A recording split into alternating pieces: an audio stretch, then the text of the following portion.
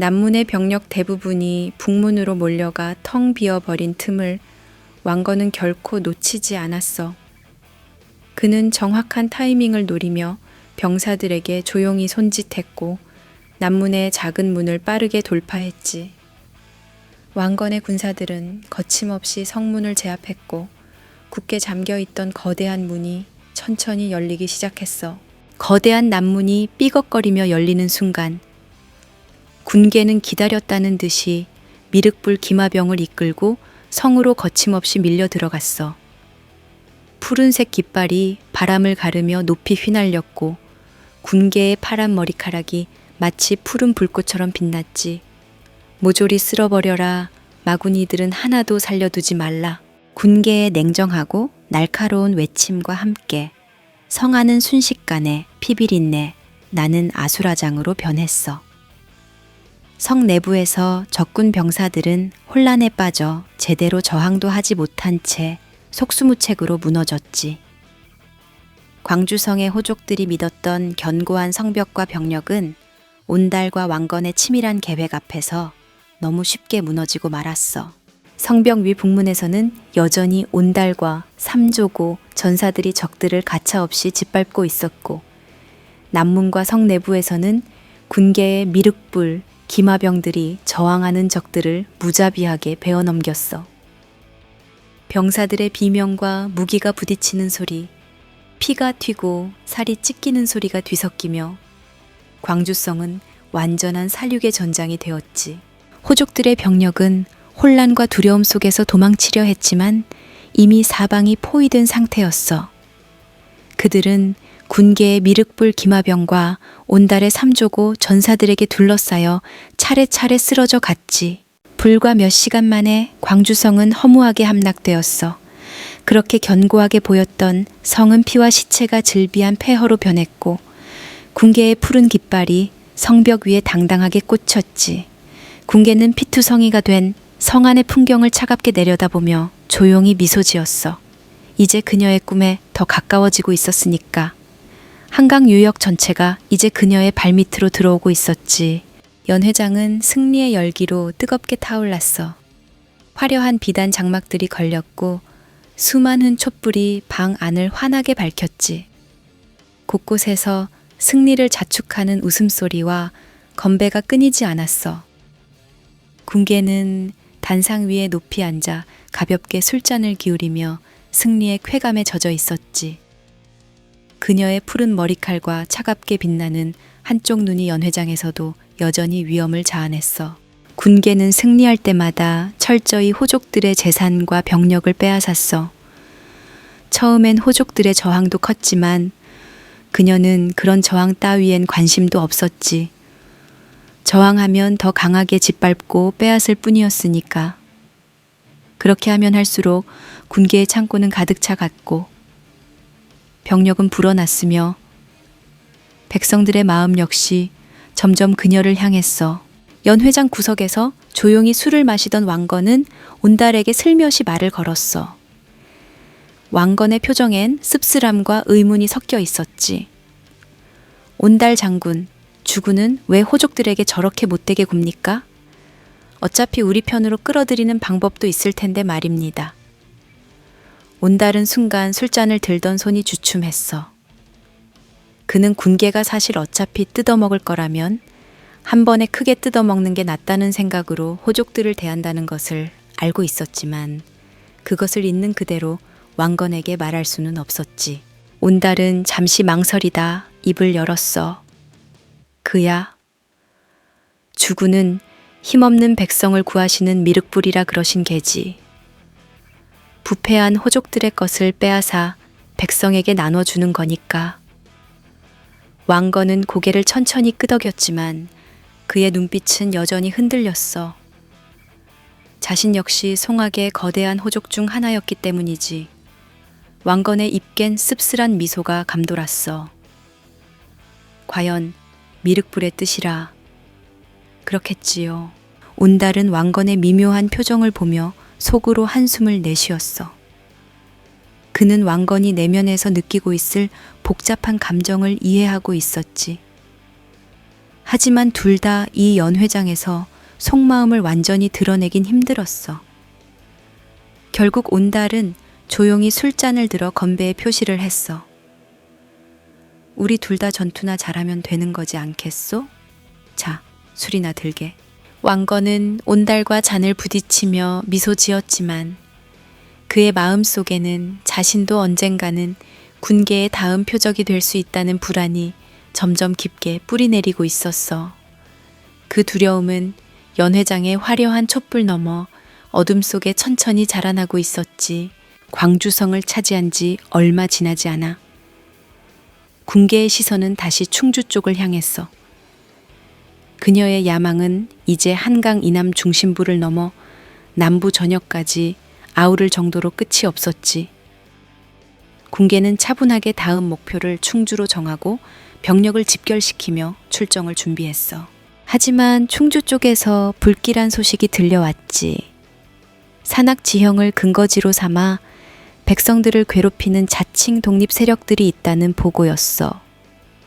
청길과 신헌이라 불리는 자들이 이끄는 무리였는데 사실상 도적이나 다름없었지. 이들은 탐욕스럽고 폭압적인 방식으로 충주 인근의 백성들을 수탈하고 괴롭힌다는 것이었어. 군계는 그런 소식을 듣고 잠시 차가운 미소를 지었어. 일단 그녀는 이들에게 사자를 보내서 항복을 권했어. 이미 광주성을 비롯한 여러 성을 함락시킨 우리 군대의 위력을 똑똑히 보았을 테니 저항보다는 항복을 택하는 것이 현명한 길이라는 말을 전했지. 하지만 사자는 얼마 지나지 않아 차가운 대답을 가지고 돌아왔어. 청길과 신호어는 주군께서 호족들을 호되게 다루신다는 소문을 듣고 항복을 거부했습니다. 차라리 죽을 때까지 싸우겠다는 결의를 보였습니다. 사자의 보고의 군계는 잠시 말없이 그를 바라보다가 입꼬리를 싸늘하게 올리며 웃었지. 한쪽 눈에선 미세한 분노가 차갑게 번져갔어. 그래? 그럼 죽으라고 전해. 그 말에 연회장의 온도는 순식간에 얼어붙었어. 주위의 장수들과 병사들은 숨소리조차 조심스러워졌지. 하지만 군계는 이미 다음 싸움을 준비하며 냉정하게 명령을 내렸어. 모조리 죽이고 뿌리까지 뽑아버려라. 산속에 숨었다고 살아남을 수 없다는 걸 보여줘라. 군계의 냉혹한 선언에 병사들은 일제히 단호한 목소리로 대답했어. 존명. 군계는 자리에서 천천히 일어나 밖으로 나갔지. 바람이 그녀의 푸른 머리칼을 차갑게 흩날리며 스쳐갔고 그녀의 눈빛은 차가운 밤하늘의 별빛처럼 번득이고 있었어. 다시 전쟁의 북소리가 울려 퍼질 시간이 다가왔고 충주의 운명은 이제 정해진 것이나 마찬가지였어. 충주 국원성 주변을 천천히 돌며 바라보던 군계는 눈앞에 우뚝 솟은 성벽과 그 위를 촘촘히 지키는 병사들을 차가운 눈길로 응시했어. 성벽은 예상보다 높았고 군사들의 움직임이나 경계 상태는 확실히 빈틈이 없었지. 놈들이 왜 그리 버티는지 알겠군. 군계는 한쪽 눈을 가늘게 뜨며 중얼거렸어. 이번 적들은 광주성과는 달리 쉽게 넘어가지 않을 것 같았어. 이곳 호족들은 이미 절망 속에 갇힌 듯 보였고 그렇게 더욱 치열하게 저항할 가능성이 있었지. 군계는 잠시 생각을 정리한 후 병사들에게 엄하게 지시했어. 포위망을 더 단단하게 구축하라. 쥐 한 마리도 빠져나갈 수 없도록 철저히 막아라. 병사들이 즉각 명령을 수행하기 위해 움직였고 군계는 왕건과 온달을 불러 전략회의를 열었지. 세 사람은 성의 모습을 다시 한번 꼼꼼히 살폈어. 온달은 성벽을 올려다보며 고개를 저었지. 이번엔 북문처럼 기어 올라가기엔 힘들겠소. 너무 높고 방비가 촘촘하군. 왕건 역시 동의하듯 미간을 찌푸리며 말을 이었어. 그렇습니다. 정면 공격은 큰 희생을 치를 것입니다. 이번만큼은 신중히 움직여야 합니다. 군계도 천천히 고개를 끄덕였어. 그녀 역시 무모하게 병사들을 소모할 생각은 없었지. 그래. 무리한 공격은 놈들에게 오히려 기회를 줄 뿐이다. 이번엔 성을 철저히 포위해서 놈들을 아예 말려 죽이자 왕건이 신중하게 끄덕였고 온달은 다시 한번 성벽을 바라보며 동의했어. 좋습니다. 놈들이 배고픔과 갈증에 지쳐 항복할 때까지 기다리는 것도 나쁘지 않겠소. 군계는 두 사람의 의견을 듣고 다시 한번 차갑고 명확한 목소리로 명령했어. 그럼 완벽하게 포위망을 구축하고 모든 보급로를 끊어라. 놈들이 버틸 수 있는 마지막 숨통까지 끊어놓겠다. 그 순간 군계의 얼굴엔 냉정하고 자신만만한 미소가 번졌어. 이번엔 지루하고 치밀한 심리전이 될 거였지만 그녀는 절대로 질 자신이 없었지. 국원성을 둘러싼 포위망은 순식간에 철통같이 견고해졌고 병사들은 숨죽이며 조용히 적의 숨통이 끊어질 때를 기다렸어. 군계의 치밀한 전략 아래 성 안의 적들이 말라 죽을 순간은 점점 가까워지고 있었지. 오만 대군으로 겹겹이 에워싼 우리의 포위망은 철벽 같았어. 국원성은 이제 완벽히 고립되어 버렸고 놈들의 보급로는 완전히 끊겼지. 처음엔 놈들도 성벽 위에서 당당하게 버티며 우리의 공격을 기다렸지만 하루하루가 지나며 전황은 점점 우리의 의도대로 흘러갔어. 한 달이 지나자 성 안에서는 애가 타서 참지 못한 적 병사들이 필사적으로 포위망을 돌파하려 시도했지만 철통 같은 우리의 병력에 의해 번번이 무자비하게 격퇴당했어. 피투성이가 된 채 성 안으로 다시 물러난 병사들의 처참한 모습은 성 안의 병사들 사이에 공포와 절망을 더욱 깊이 퍼뜨렸지.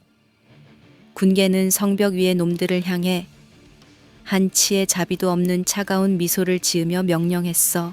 절대로 공격하지 마라. 놈들이 스스로 무너질 때까지 기다리는 거다. 국원성의 병사들은 군계군이 공격해 들어오리라 생각하고 굳건히 방어 태세만 유지하고 있었지만 우리가 처음부터 그들을 말려 죽일 계획이었다는 걸 깨닫지 못한 거야. 그들은 싸울 준비는 되어 있었지만 굶어 죽을 준비는 되어 있지 않았던 거지. 성 안에서는 시간이 갈수록 군량과 물자가 급속히 바닥나기 시작했고 병사들은 점점 굶주림과 공포에 지쳐갔어. 어두운 밤이 되면 우리의 병사들이 성벽을 향해 높이 소리쳤지. 미륵불 세상으로 오라. 미륵불 세상은 평등하다. 우리의 외침은 성벽 위에서 떨고 있는 적군 병사들에게 마치 사형 선고처럼 들렸을 거야. 우리의 병사들은 밤마다 마치 노래처럼 반복하며 외쳤고 그 소리는 성 안의 병사들의 의지를 조여오는 목소리였지. 성 안에서는 매일 밤 울부짖는 소리와 함께 병사들의 기력이 쇠약해졌고 결국 절망감에 무너져 내리기 시작했어. 그들에게 더 이상 희망은 없었고 오직 군계의 손에 자신들의 운명을 맡기는 것 외엔 다른 선택지가 남아있지 않았어. 군계는 성벽 위에서 그 광경을 조용히 지켜보며 만족스러운 미소를 지었지. 그녀는 이미 전투 없이도 승리가 손에 들어왔음을 알았으니까. 이제 국원성은 시간이 지날수록 마른 잎사귀처럼 말라 비틀어질 일만 남아 있었지. 군계는 촛불이 어른거리는 천막 안에서 천천히 붓을 들었어. 희미한 불빛 아래 그녀의 얼굴은 냉정하고 차분했지. 직접 통천문을 작성하는 것은 이번 전쟁에서 처음 있는 일이었어. 이건 마지막 잡이었고 마지막 기회였지. 군계는 먹을 가늘고 정성스레 갈아 종이 위에 글씨를 써 내려가기 시작했어. 청길과 신헌에게. 너희들이 나의 뜻을 거역한 채 아직도 헛된 저항을 이어가고 있구나. 너희 성 안의 군사들은 이미 굶주림과 공포에 시달리고 있다는 걸 알고 있다. 너희들은 더 이상 싸울 힘도 저항할 수 있는 여지도 남아있지 않다. 허나 내가 너희에게 마지막으로 기회를 주겠다. 지금 즉시 항복하여 성문을 열고 투항한다면 너희들의 목숨은 보장하겠다. 이는 미륵불의 이름으로 하는 나의 마지막 약속이다. 만약 이마저 거부한다면 그때는 더 이상 자비를 베풀지 않을 것이다.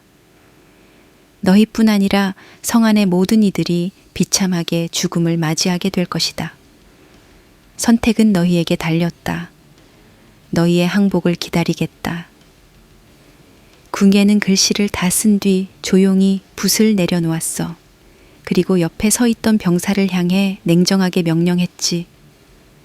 이걸 청길과 신원에게 전달해라. 한치의 망설임도 없이.